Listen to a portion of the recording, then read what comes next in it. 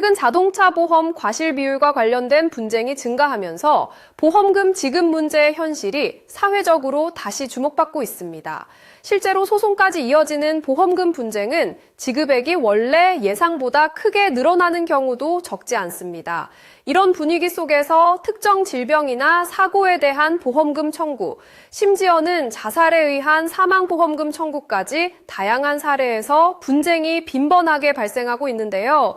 오늘은 점액성 경계성 종양, 여포성 림프종 진단, 자살 등 복잡한 상황에서 보험금 분쟁이 어떻게 전개되고 어떤 쟁점이 핵심이 되는지를 분석해 보겠습니다. 보험금 분쟁은 단순히 금전적 손해를 넘어서 심각한 정서적 부담과 장기화된 소송 문제로까지 확대될 수 있어 각별한 주의가 필요합니다.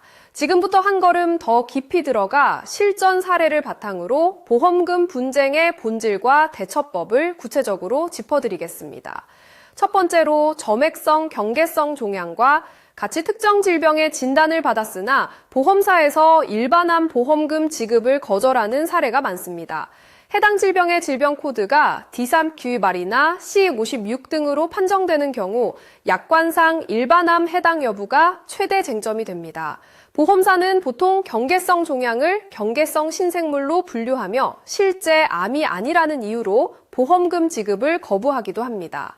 하지만 최근 판례에서는 병변의 조직학적 특성과 임상적 악성도를 종합적으로 판단하여 암 분류의 경계가 모호한 질환도 일정 조건을 충족하면 일반암에 준하는 보험금을 인정하는 경향이 늘고 있습니다. 두 번째로 자살 사망보험금 분쟁의 경우에도 가입 후 2년이 경과한 시점에 발생한 사망 사건에서 보험금 지급이 이루어질지 자살 면책 조항이 적용될지 논란이 많습니다. 약관에는 보통 2년 이내 자살은 면책하지만 그 이후는 보험금 지급이라고 명시돼 있지만 사망의 진정성, 정신질환 유무, 타살 가능성 등에 대한 추가 조사가 치열하게 벌어집니다. 세 번째로 여포성 림프종과 관련한 보험금 청구에서는 질병의 정확한 진단명, 조직 분류, 보장 내용의 세부 조건이 확인 포인트입니다.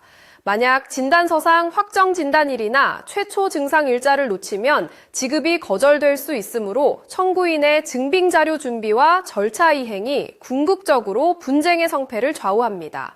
실무적으로는 보험 약관상 정의, 면책사항, 보험금 산정 기준, 의학적 소견, 판례상 인정 범위를 세밀히 검토해야 하며 필요시에는 유관 전문가의 도움을 받아 객관적 의견서를 준비하는 것이 중요합니다. 증빙자료로는 진단서, 입퇴원 기록, 조직검사 결과, 공문서 등 정확한 서면 자료를 체계적으로 준비해야 하고 서류 미비나 진단명 오류 시 지급 거절 사유가 될 수 있어 각별한 주의가 필요합니다.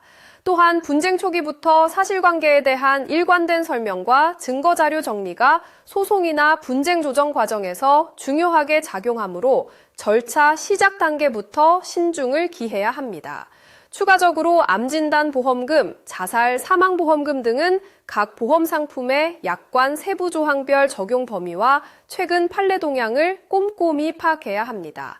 자주 발생하는 실수로는 진단명 착오, 증빙자료 불충분, 청구 서류 누락 등이 대표적입니다. 특히 청구 전후로 보험사의 질의에 성실히 대응하고 모호한 부분은 담당 의사의 추가 사실 확인을 부탁하는 것이 좋습니다.